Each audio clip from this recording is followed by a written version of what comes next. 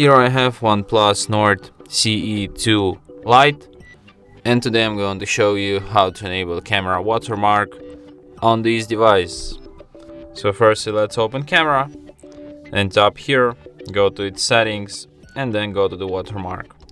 Here you can enable it. You can enable shot on OnePlus, location info, and also date and time.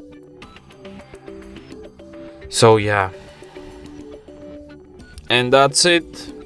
Thanks for watching. If you find this tutorial useful, don't forget to hit that like button and subscribe to our channel.